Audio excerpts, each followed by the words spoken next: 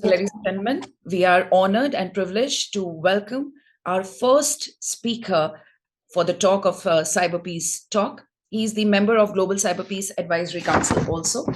Please welcome with me Mr. Rakesh Maheshwari, who is a former government officer, worked for more than 35 years in Ministry of Electronics and Information Technology, and retired as a senior director and group coordinator, cyber law and data governance. During his tenure in the ministry, he handled activities related to Information Technology Act, Personal Data Protection Bill, social media regulation, cybersecurity policies, Aadhaar Act in various capacities, including as group coordinator, cyber law, cybersecurity, certain, and for UIDAI. He has been the designated officer for more than 5 years as mandated under law for blocking under Section 69A of IT Act. With MITI being the custodian of IT Act, he had been instrumental in development of IT Rule 2021 and its amendments in October 2022 and April 2023, which brought in variety of intermediary regulations for social media regulations, online gaming regulation, and also setting up of an online grievance appellate committee. He has been involved in MITI's efforts on work related to amendment of IT Act, proposed new Digital India Act. Worked immensely for online safety, particularly for women and children's safety, and has been instrumental for the launch of National Cybercrime Portal. Sir, we are really honored and we welcome you once again. Yeah, so thank you, madam, for such a nice introduction. I'm honored to be here on CyberPeace Foundation's platform and sharing my thoughts on the Digital Data Protection Act 2023. Right, sir. You're our guiding beacon. Before we start, the topic for today will be basically centered on DPDP. Just to brush up upon what is DPDP, very prevalent and very ongoing topic these days. So, Digital Personal Data Protection Act of 2023 is a brand new framework for digital personal data protection, which definitely aims to protect the individual's digital personal data. The Act ensures compliance by the platforms of collecting personal data. The Act aims to provide consent-based data collection techniques, which is very more important and needed in today's world. The Act also establishes the Data Protection Board to ensure compliance with the provisions of the Act and address the grievances. The Act serves as a positive step in safeguarding the user's personal data, strengthening the trust and transparency in the industry, collecting of data of individuals for lawful purposes. So, as we delve more upon it, let's start the first question of the day. Sir, if you could just explain in normal, in general layman's term, what is data and who are the data principles and data fiduciaries for us? Yeah, so data in the context of the Digital Personal Data Protection Act is actually the personal data of each one of us and something which can identify us. For example, my name, my address, my height, my weight, maybe my preferences, which can be religious, which can be political, my financial status, my biometrics, my history of where I have traveled in the past, maybe my mobile itself, through which I have been going through or browsing various websites. So all these things which can lead to identification of the person concerned, the individual concerned, is considered as the personal data. In the context of Digital Personal Data Protection Bill, as the name itself suggests, the context is that as soon as this data is digitized or is in the digital form, that means computerized, it is in the cyber world, it is in some form, but which is digital, then the law will be applicable as long as it is about the data of Indian users. And when I say Indian users, the Act really calls them as data principal. So data principal is an individual from the territories of India whose data is being talked about, whose protection of whose data is the center theme, and the organization which is collecting this data, which is processing this data, which is restructuring this data, which is analyzing this data, which is doing something with this data, including further its storage, including its archival, including its sharing with other organizations, is being called as data fiduciary. So in all, there is a data principal whose data is being talked about, and then there is a data fiduciary, which can be a platform, which can be an app, which can be a website, who is in a way collecting, processing, and doing something about this. And lastly, there is also an entity which is called as data processor, which is being used by this data fiduciary to be able to process, to be able to do something about this data on behalf of this data fiduciary. So in all three stakeholders. And so I'm sure this is a very long awaited step and a very transformative step which government is implementing now. Everybody knows its pros and cons, but if you can just highlight why exactly everybody needs to protect the data. I mean, in day-to-day life, right, from a shopping online to doing a banking transaction, everybody has to feed up their entire history of the card or the name or everything. What actually forced, or the futuristic vision of it, that we should stop it right now? Why this came into play? Yeah, so first of all, let's understand it from the constitutional rights which the Indian users or the Indian citizen have been given. And that was clarified in terms of privacy by Honorable Supreme Court in August 2017, conveying thereby that privacy is a fundamental right. And when we say privacy is a fundamental right, as an Indian citizen, as a user of digital infrastructure, or a user in the cyber world, it is my right to really decide what can go in public, what can be shared to a particular organization.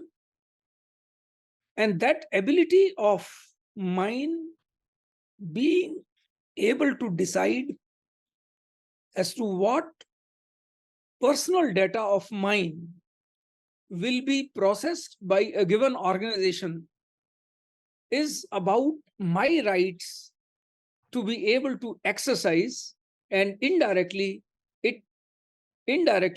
I control over my privacy in the digital world. Definitely. Yeah.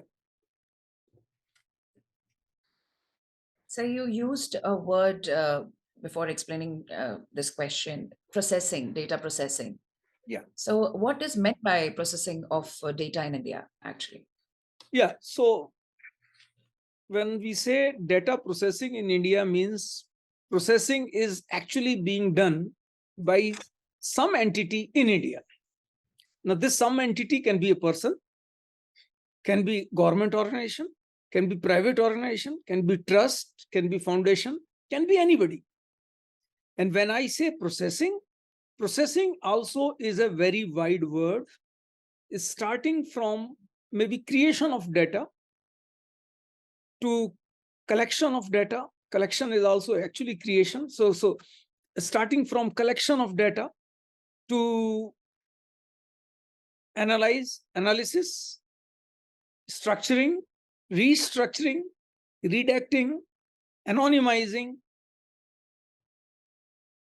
storage, deletion, forwarding it, sharing it with others, all the activities which are there from creation to finally disposal of the data, erasure of the data, is broadly painted through this single word processing. That is basically what Yeah. we have. So before that, we also came across a word called GDPR. So Yeah. how is DPDP different from GDPR? So, see, the issue of privacy in the digital world is something which almost every country is concerned with. And precisely because of this, many countries have developed their own laws on privacy. So, in the context of Europe, their law on privacy is being called as GDPR, while the Indian law is the DPDP Act 2023. GDPR came into existence in 2016 and became effective from 2018. And because it does talk of the complete Europe, which is a sizable economy, and Europe is also considered as pioneers in terms of law setting. Therefore, GDPR in a way became some sort of a reference standard, some sort of a reference law, based on which many countries have developed their own privacy laws. But as I said, the scope of that particular law is with respect to the European citizen, while the scope of DPDP Act is with respect to processing of personal data of Indian users. So contexts are entirely different. Entirely different. That's more or less the principles are same. Same. As one of the salient features of this DPDP, sir, the Act facilitates the cross data transfers to friendly nations. Can you just a little bit elaborate on this? Yeah, the Act, while granting the rights to the people, is also a business-friendly act. And when we say business-friendly, the fact remains today that the business is done globally, the data moves globally. There are organizations which are maybe across the world and processing and providing services to Indian users. Therefore, the question of whether the data should remain within India or can move outside the frontiers of India also has been of paramount importance in any privacy law, including, of course, the DPDP Act 2023. In this act, because of our objective to keep it simple, to keep it business friendly, while also ensuring that the rights of users are protected, as far as the cross-border data flow is concerned, the Act provides for or enables such a cross-border data flow. So that means free flow of personal data. However, there are certain caveats. One, government has the right to limit the movement of this data to any specific country or region because of any strategic reason, for which in the notifications as and when required shall be issued by the government. There is another caveat which is there, and which is, if there is any regulator or any other law in India which requires a more harsher kind of provision. For example, RBI states that one copy of the personal data or the financial records shall be kept in India. So because then it becomes a bit harsher in terms of what the DPDPA Act says, then that particular law will apply.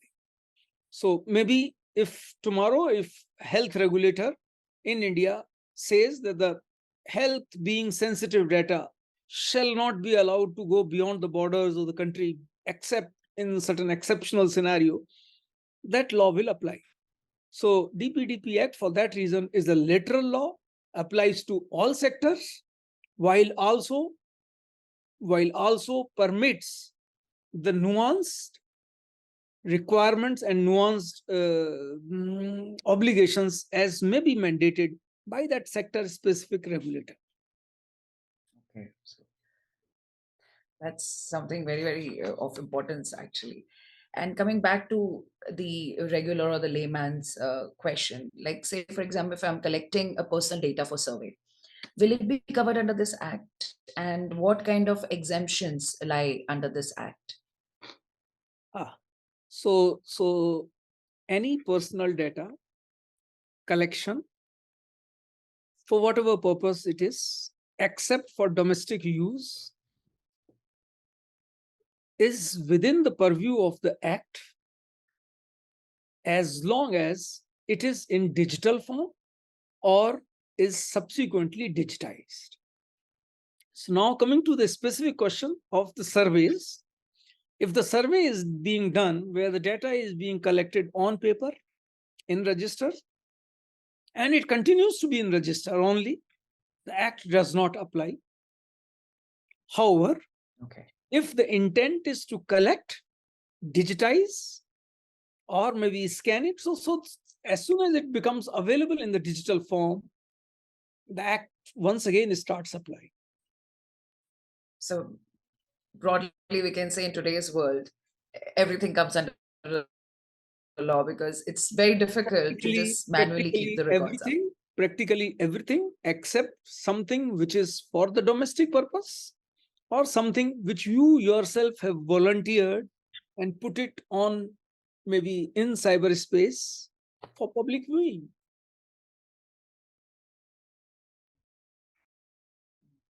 Yeah. That's one of it. So, sir, in your experience under the tenure of MeitY, that's ministry basically, how would you describe the recent evolution of Indian cyber laws, basically? So, How do you see these laws have? okay. See, the IT Act is of 2000 origin. The Act was amended in 2008, major amendment in 2008. And then subsequently, depending upon the needs, certain minor modifications have been done, not by the Ministry of Electronics and IT, but because of some other ministries, which resulted into amendment in the IT Act. So the last example and the latest example is of Jan Vishwas Bill, Jan Vishwas Act now, which was passed as recently as in the monsoon session of 2023, wherein certain amendments, certain provisions of the Act were amended with an objective that particularly for the corporate world, the effort should be decriminalization of the provisions in the Act, once again with an aim to make it more and more industry friendly, more and more corporate friendly, while of course maintaining enough of deterrents or maybe increasing penalties in some cases, so that the focus is moving from the criminal to the financial penalties one end. There was also some amendment in the Act, particularly in the Schedule 1 of the Act, which was carried out by the ministry in 2022, maybe 21. I may be a bit wrong here. But then that Schedule 1 was something which actually conveyed that this is something which will be excluded from the Act. So for example, wills. So if the will has to be registered in digital form, should it be allowed or not? For example, checks, financial instruments, should they be allowed in digital form or not? So Schedule 1 in a way defines certain things, certain activities which are not permitted or which will not come under the purview of the IT Act.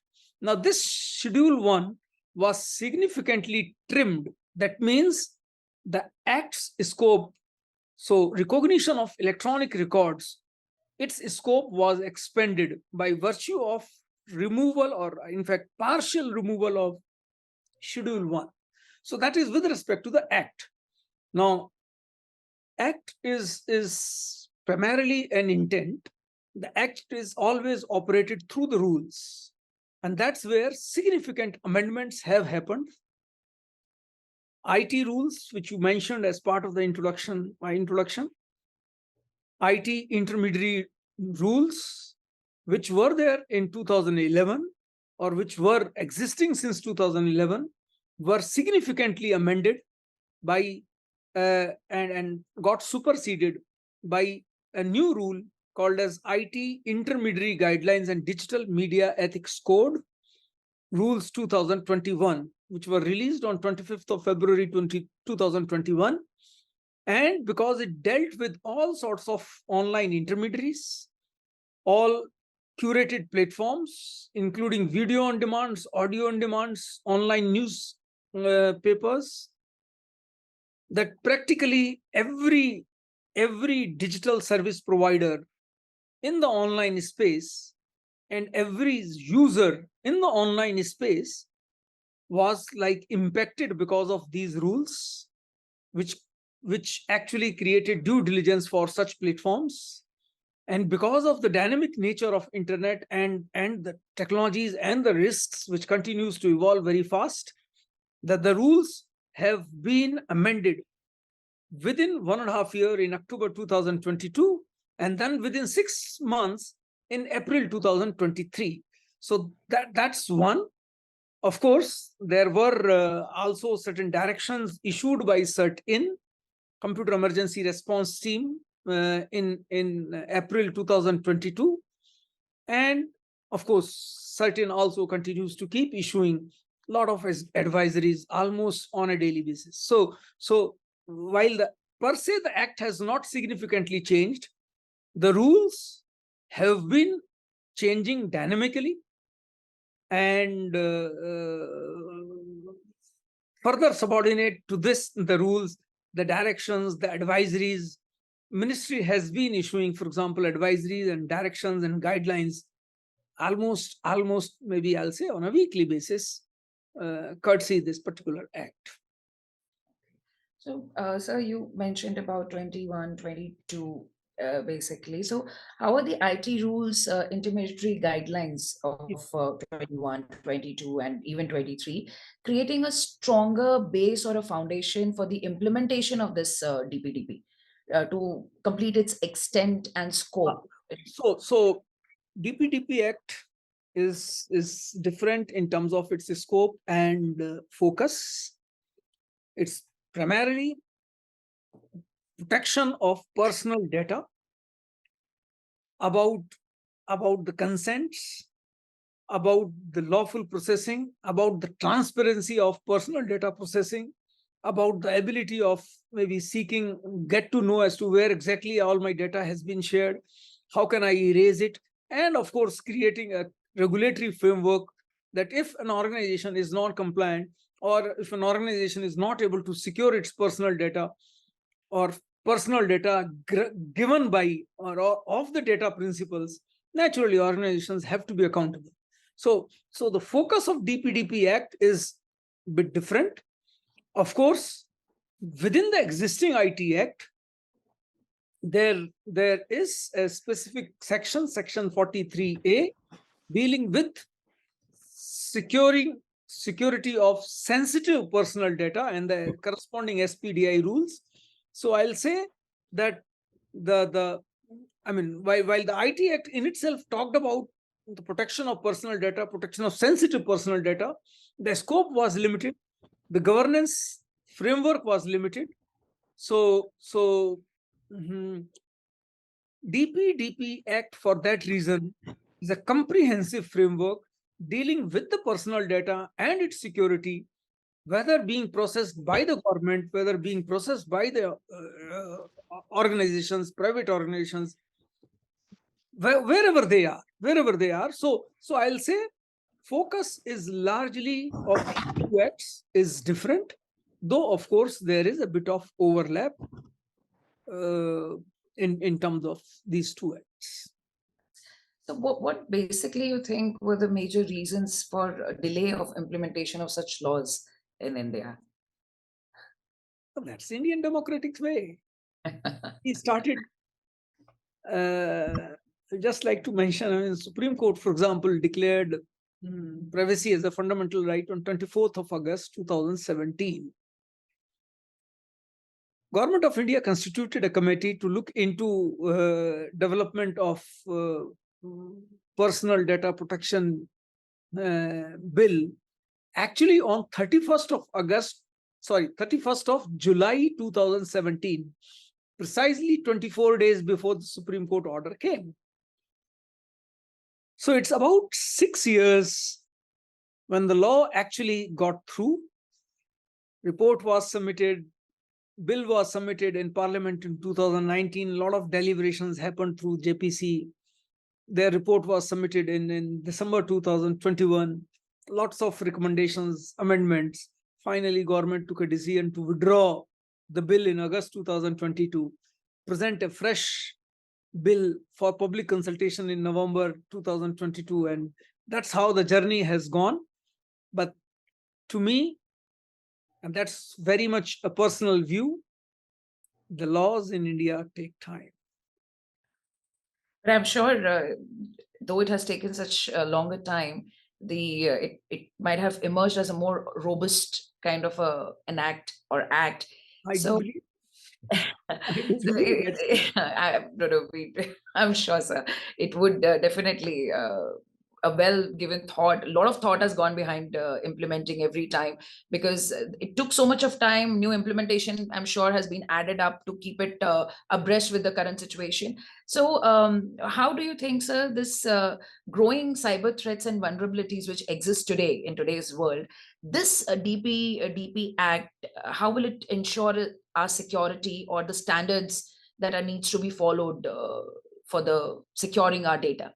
Okay.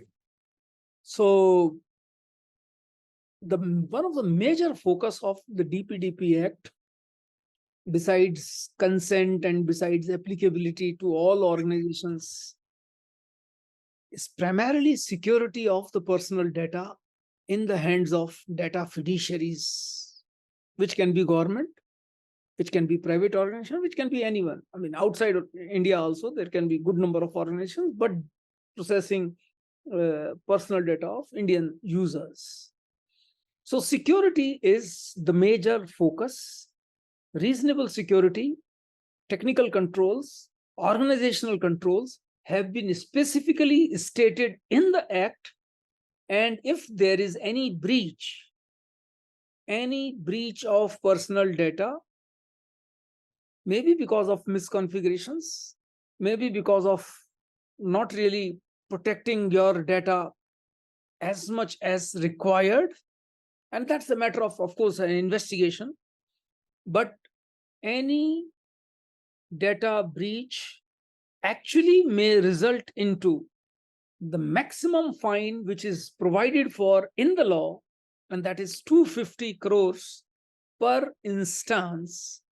Of course, there are many other factors on which it depends, but data breach, and hence importance of prevention of data leaks, prevention of data breaches, maintaining security is one of the major focus of the DPDP Act. Of course, the context is the personal data.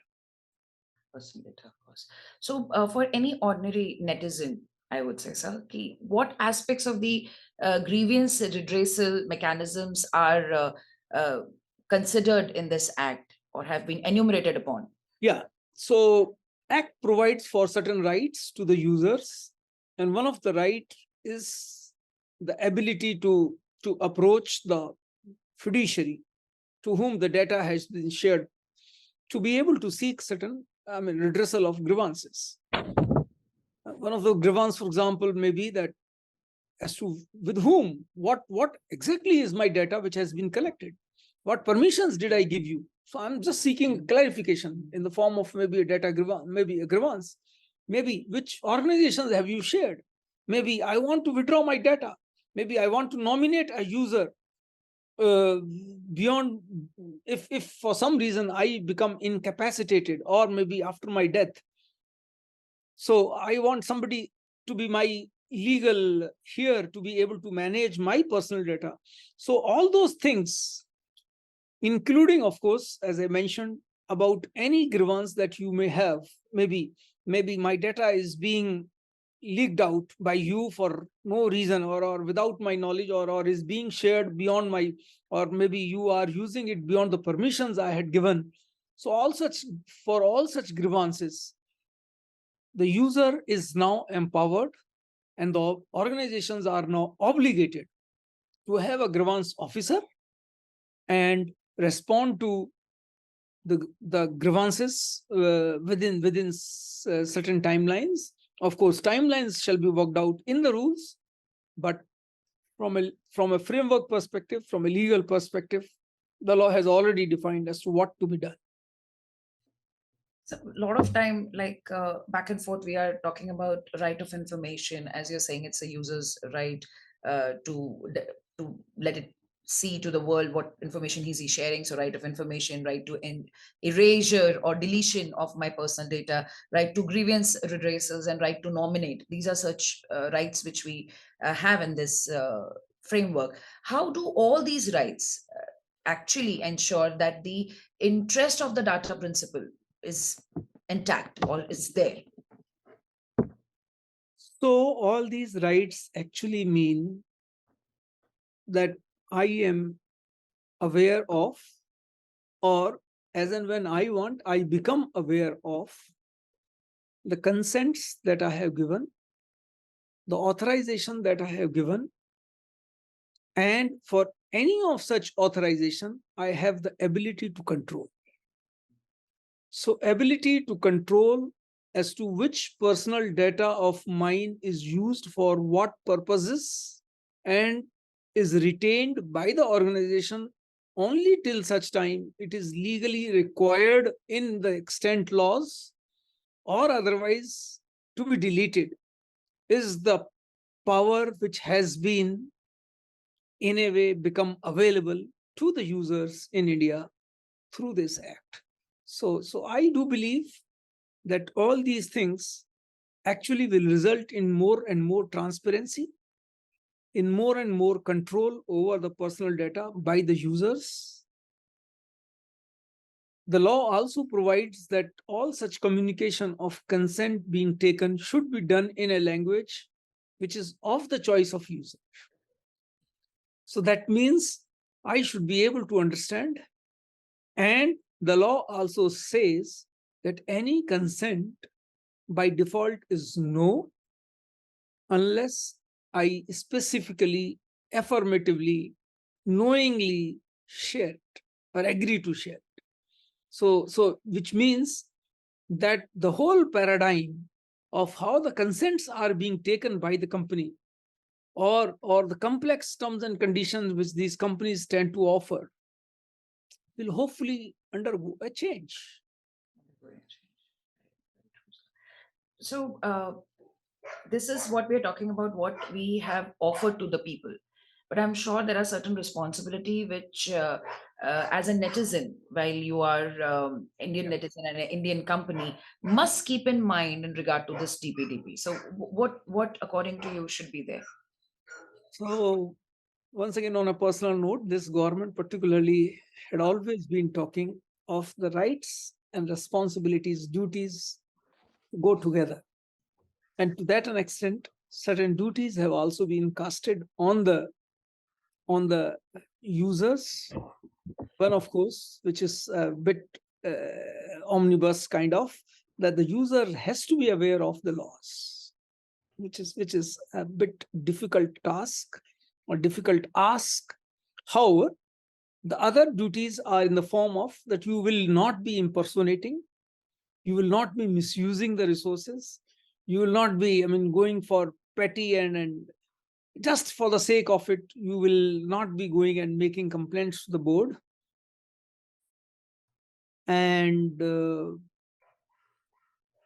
that's it. I mean, you shall not make a wrong complaint. You have to give the right data. You cannot impersonate. You cannot be wasting the time of the board. That's it. And in case there is a penal provision of rupees 10,000 for users as well. So it's actually responsibilities and rights have to go hand Totally. in hand. Yeah, Yeah. you can just not say that it's my right, but you have to take the onus also of it. Yes. Very rightly So said. it's a responsible right. It's a responsible right. So how is the act addressing the keen aspects of, now I'll take a little tech savvy word of it, of data localization, which we keep hearing about, and cross-border data flow, and what are the potential risk you foresee into this? Yeah. So as I did mention earlier, from a data localization perspective, the act is very lenient. It permits flow of data to any jurisdiction unless specifically notified to be known. Unless specifically specified by the corresponding regulator and whatever restrictions have been put by that regulator in that particular sector. Otherwise, it is considered as a free flow of data, a very, very business-friendly approach. Simultaneously, to protect the interest of users, it is the responsibility, it is the obligation on the data fiduciary which has been casted to ensure that they follow the rules of the game. They follow the consents which have been given by the users. They use the data for a lawful processing and do not engage or do not indulge in unlawful activities. So in a way, it's a balance, but from a localization perspective, maybe you can say it's a giveaway by the act. Sir, we are talking so much about breach and responsibilities. It goes without saying if we don't discuss the famous Ames data breach case. So basically, the recent infamous, I mean, Ames data breach was an attack on the national infrastructure with legal provisions of DPDP. How the Indian data can be protected from such attacks to happen in future? What do you think about it? In fact, the latest is now ICMR data breach of 81 crore people. So I actually that we should talk about that first, and then this both ways. That's all our COVID data. COVID is as alleged to have been breached. So, in my own opinion, because the law is not yet operational, I mean, the options for, and particularly if it is happening at the hands of government, the law is actually silent in as far as the IT Act is concerned. The DPDP Act, unfortunately, has not become operational as yet. But from a DPDP Act perspective, as I mentioned, it will now become a responsibility of the government organizations as well, unless they have been specifically exempted. And normally when I say exemption, it is primarily for, security and sovereignty, integrity and defense kind of purposes. So most of the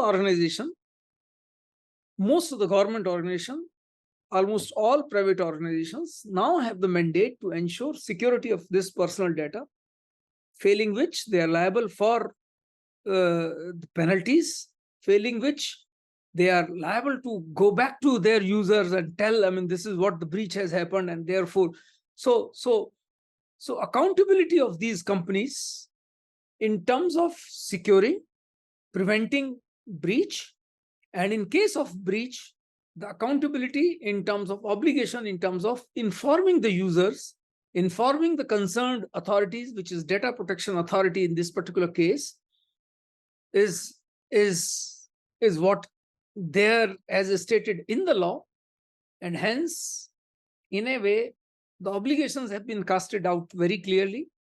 I hope there is more and more awareness, there is more and more accountability felt by the organizations, and hence overall security posture of the organizations improve over a period of time. So I'm just going back and forth on either on the netizens or on this, but it's the questions which are just popping up in my head, so I'm going by that. Yeah. Uh, as you rightly said that this is how the aims or the recent breach happened, but what kind of changes that we should be expecting in the critical infrastructure setups by the big tech after the implementation of this act? Like they are also game changers and they are also big players. So what should we expect that from them? In fact, one, they will have to now much more transparent in terms of what data do they collect, and for each category of data, or maybe for each data, they have to be now much more transparent in terms of why they are collecting, with whom they are sharing, for how long it will be stored, where it will be, who all will be using it, and of course, maybe in terms of security, once again, that they also need to be ensuring the security of this data. And for any breach which happens, for example, a recent case was that of Apple, or maybe earlier in maybe along 2019, WhatsApp, for example, sent, it is said, I mean, it is stated that they approached maybe around 121 people, stating that their data might have been compromised. And the same was true in respect of very recent Apple case. So I do believe, for example, last year also there was a breach of some personal data in Air India systems, Air India reservation systems maintained by SITA. So they also had approached the users. So the whole idea is that whether it is the critical infrastructure, because per se the difference between the critical infrastructure or per se difference between the various categories of sensitive personal data is not really stated in the law. It's all risk based, that the security has to be kept based on the risks that you face, and users need to be kept informed. Therefore, the whole idea is collect minimum, keep it for minimum period, and use it responsibly, use it securely and safely. So, while we are on the subject of the big companies or the infrastructure, you have described that how the heavy penalties will be embarked upon if you don't follow the situations. Do you or the norms? Do you see them as a deterrent when we talk about companies coming and establishing themselves in India or operating from India? So, will they act as a deterrent? Do you think that will be an arm twisting going on that time? So per se, see, this is the minimum one should expect, that you do your business in a responsible manner. Businesses are welcome, so it does not restrict businesses. To the penalties which are there are, compared to other jurisdictions, are much lesser. Therefore, they are much user friendly. In fact, more than the penalty, I do believe if there is a breach which happens in any organization, it's the credibility which takes a major hit rather than the financial penalties. So financial penalties are there, of course, to have the deterrents in place. But more than that, the credibility, your trust, the trust of people while they do business with you is more important. And I'm sure such laws will empower people, will create awareness amongst people about their rights, about the consents that they have given, about the data which has been shared with the companies, and about the breaches, or about the ability of the companies to be able to secure their data while they carry out the business in India or for India. So the changes are going to happen, must happen. You very rightly said that, it is of the consent of the people. Now I'm asking you in a very, actually on a personal level, what do you think? India as a market, or Indian people as people, are they law abiding? Do you think, uh, though this act has come for their betterment or for protection of their data, which in case at the if you see a short term gain is not useful, but in the long term this will definitely affect them very negatively, or in all the possible ways. People have gone through this problems also, but do you think the Indian citizens or Indian people are more concentrating on the short term gains than actually seeing the long term disadvantages and giving into the, as we were talking about, the arm twisting or something? No, so first of all, Getting incorporated. there is neither a short-term gain nor a long-term loss. It should not happen. It is about doing business in a particular fashion, which is lawful, which is transparent, which is trustworthy, which is accountable, and that's it. And the same is true with respect to the Indian users who become over a period about their rights and are able to use their rights. This is not about creating short-term gain or short-term loss to anyone. It's about bringing in transparency. It's about bringing the whole ecosystem accountable and aware of the need of the people, particularly in the digital world, where maybe I am able to exercise my own rights. I am able to exercise my rights, thereby ensuring whatever level of privacy that I will like me to have in the digital world is what probably this law will be able to do. Of course, it all depends upon the implementation and the kind of enforcement which we are able to create. So let's hope that this is able to bring in the kind of semblance which the Honorable Supreme Court, by virtue of its judgment, was able to bring in, actually therefore becomes available to the Indian citizen on ground. So we've been talking about all the data protection after the implementation of this act. But what will happen about the data which pre-exists before the implementation of this act?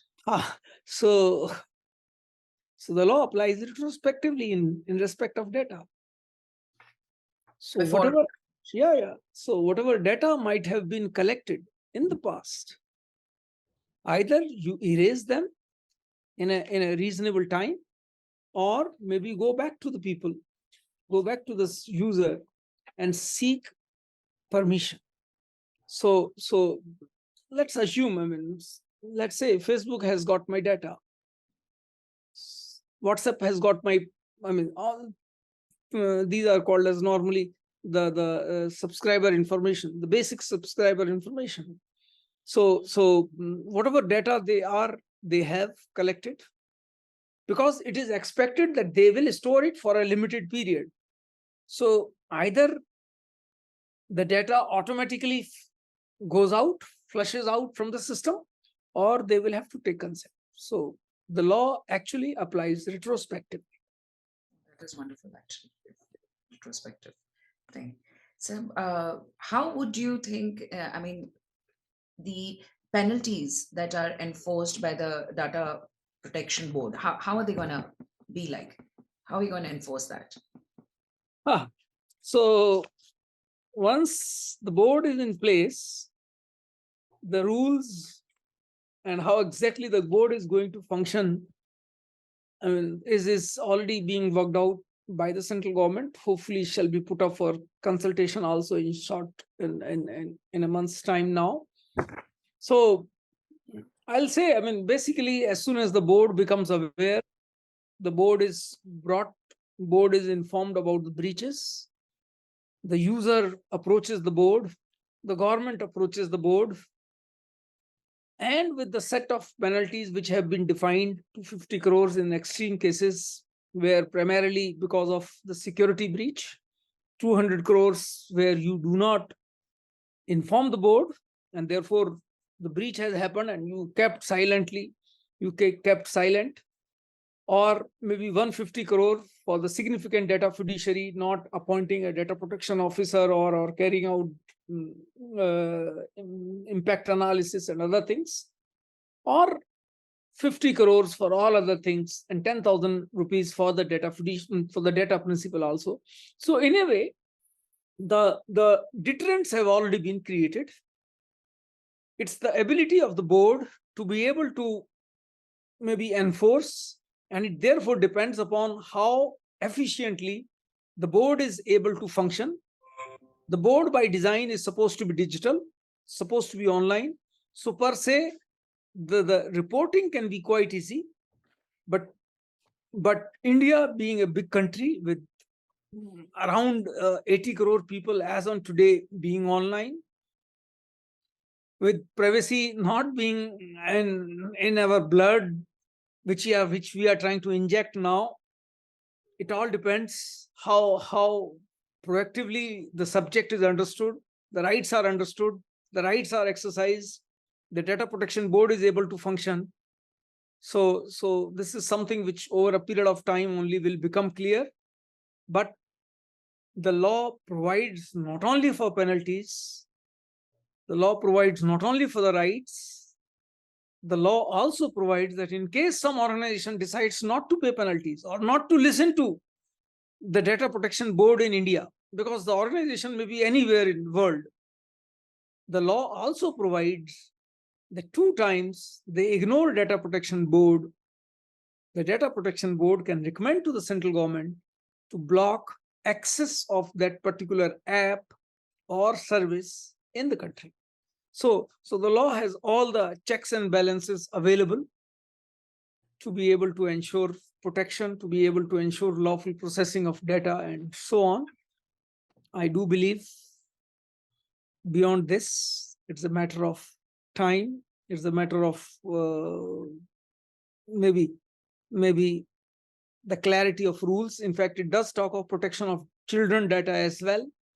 So it's only a matter of time which when it becomes clear as to how efficiently and I'll say how in terms of its scope and in terms of whatever the expectations are, how I'll say how much we are able to implement it in its spirit, in its ability to be able to achieve its scope and objectives.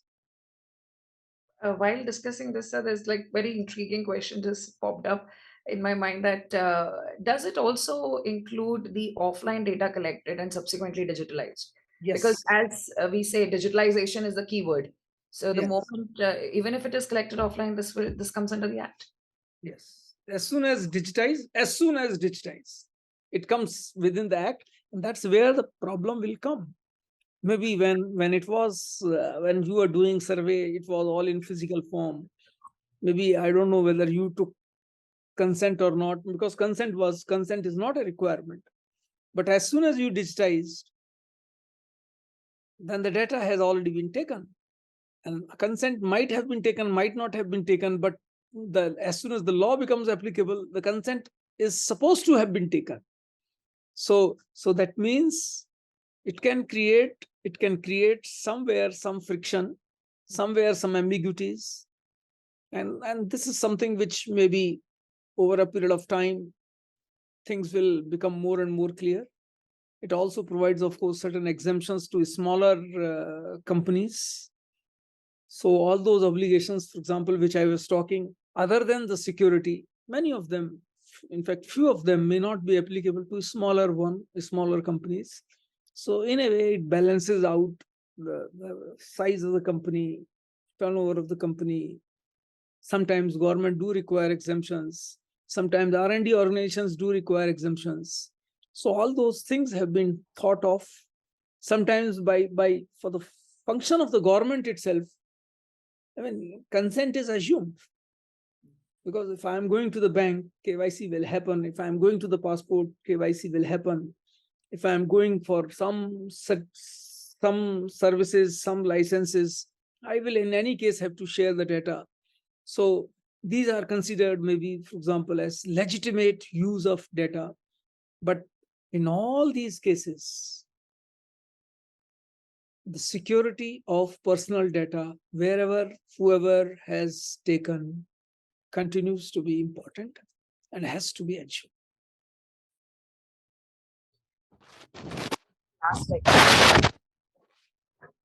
Both for the organization and on the personal space, how do you think the organization should start gearing up for the compliance of this act? And also as an individual, how do you think we should Yeah. get So for an individual, nothing, just become aware, that's all. Demand. But for an organization, it's important, one, to understand the law, the requirement of the law. And to be able to do that, it's always good to designate a particular person. So designate somebody, maybe call it data protection officer, call it whatever name, and whoever has got whatever responsibility, just designate a person to be able to, say, manage privacy as a function within the organization, not mandated in the law except for the larger organizations. But that's the first thing which has to happen. So having awareness within the organization by virtue of defining somebody who is responsible for it, somebody who will drive the show, creating awareness at the board level, creating, in fact, having an understanding of what kind of personal data the organization has got, what kind of personal data the organization outsources for whatever processing it does. So understanding of the data itself is something which will be done in the initial part of the exercise by each organization. Because in any case, every organization is like an employee-employer relationship. Employees also, employees' personal data is also personal data. Though of course, maybe collected, maybe being processed in a different context, and maybe the kind of consents will be altogether different. But the fact remains that either way, the organization will have to do some sort of a soul searching as to what data is actually available with them, with whom it is being shared or has been shared, for what purposes it has been shared, what contractual agreements were made when the data was being shared or has been shared to you, and maybe revisiting those contractual agreements, because the accountability is of the data fiduciary in terms of penalties and everything. So these are some of the initial things which will have to be done. Of course, you will have to revisit your existing privacy policy. You will have to revisit if there is any consent which is being taken or given. You have to understand if there are any sectoral requirement, because you may be functioning in one or other sectors where, once again, what data is required to be collected, how long it is required to be retained, in what way it can be shared, with whom it has to be shared. Particularly in financial world, there are lots of data which has to be shared with other organizations. So for example, CIBIL. So all these things. So understanding of the organization in terms of what personal data is being collected, is being processed, is or are amongst the first steps to be done. And to be able to do all these things, there has to be an appropriate organizational structure to be defined, beyond which maybe the policies, maybe the consent framework, maybe a system where reporting of any breach has to be there. So like incident management. And of course, looking into as to what will be the appropriate cyber security model in respect of such personal data, are I'll say some of the activities, or in fact most of the activities that any organization will have to do in a time frame which government will decide, of course, but which is likely to be, let's say, about 8 months from now. So day is not far. As we move to the very fag end of the questions, if you could just briefly talk about what is the consent manager under the this act, and what are the duties of data principal under these act? Duties I have already touched upon, so I'll not be talking about. But then consent manager is a new concept which has been added. Okay. See, I may be having 50 apps in my mobile.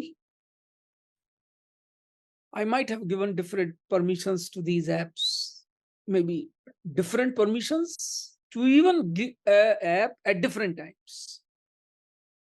I may not really be able to manage my own. I don't know, I mean, what kind of permissions have been given. So can I have somebody, third party, independent party, who acts as an intermediary on my behalf, on the data principal's behalf, and maintains the consents which, as user, I might have given. So consent manager is an intermediary, is an entity which is an intermediary, which works on behalf of data principal and maintains the list of consents which this data principal has given to various other apps, to various other data fiduciaries. So this consent manager, therefore, is a single point repository of the consents given by the data principal to various data fiduciaries,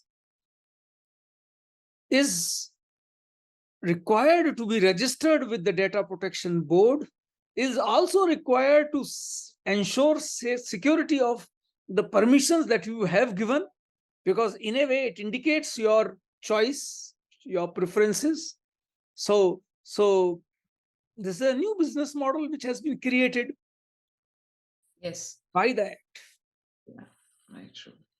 Yeah. And sir, about the act, we have really talked actually in detail everything, except that one topic, that how are we envisaging that child personal data in this particular act will be looked after? Yeah. So the concern with respect to child data is, one, child in India less than 18 years of age cannot actually enter into a contractual agreement. And therefore, any contract which you do, any consent which you provide, just by a child cannot be considered as good enough. It has to be by the parent or the legal guardian on behalf of the child. So first thing which the law has created is an additional obligation that in case you are less than 18 years of age, the consent, whatever we were talking of, has to be given by a person who is your parent or an authorized legal guardian. Children should not be profiled. Children should not be given maybe advertisements which are injurious to them.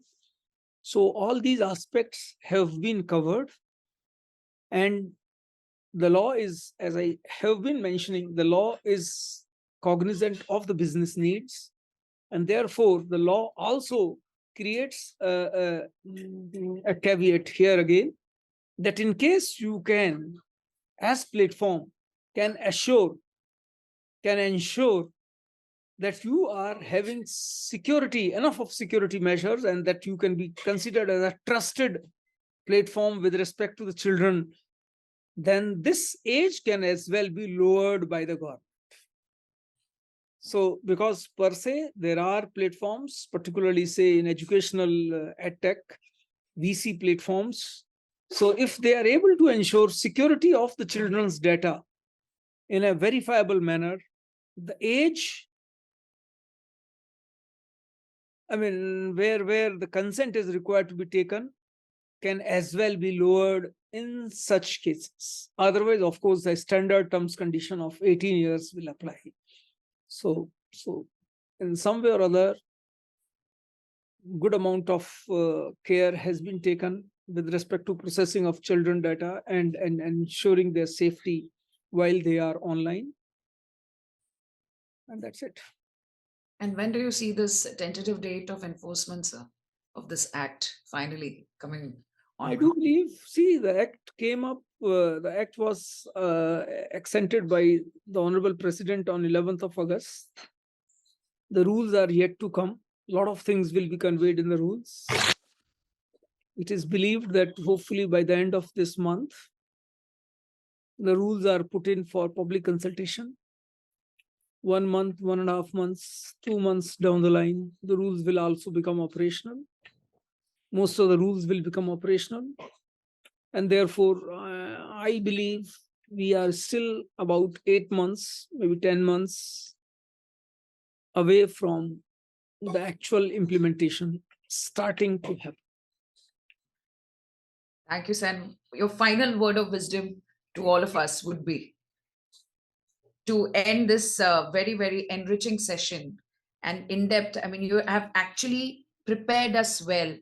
Even if it comes in 8 months or 9 months or 10 months, we actually have got enough understanding to welcome a very positive change into our daily lives. We can say that. So, any final anecdotes or any final notes which you would like to emphasize on before we end the session? Yeah, so the law, the DPDP Act is a reality now. It's a matter of time when it actually becomes operational.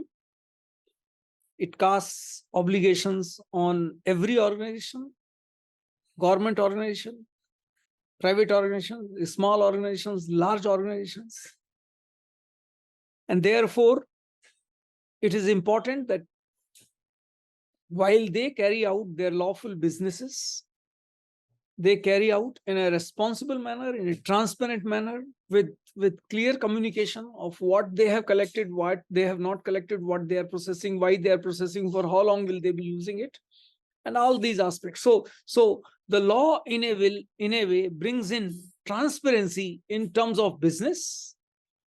The law in a way brings in accountability of the platforms, of the government, of the data fiduciary, to be able to ensure security of data while the personal data is being processed by them.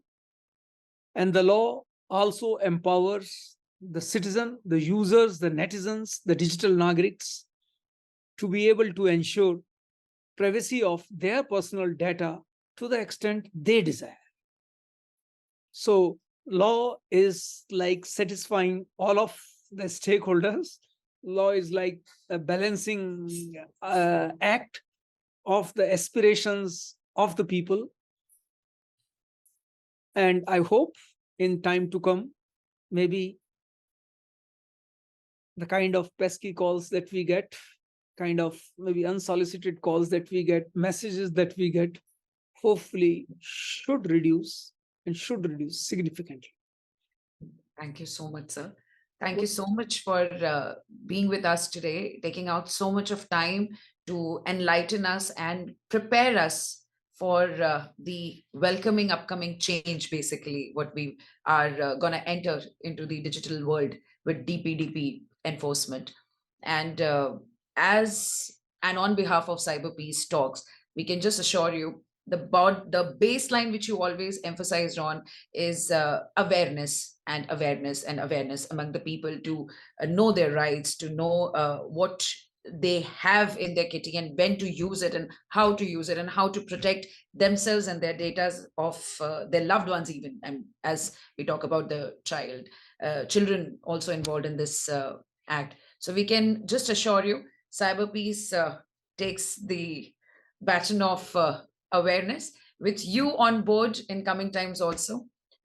We can definitely achieve that as much as coverage nationwide we emphasize on and we look forward to. Thank you so much for joining us today, sir. And looking thank you, forward. Rajita Madam ji, and thank you, CyberPeace Foundation, for having given me this opportunity to be able to interact and share my thoughts on this important act, the Digital Data Protection Act 2023. Thank you. Thank you, sir. Thank you.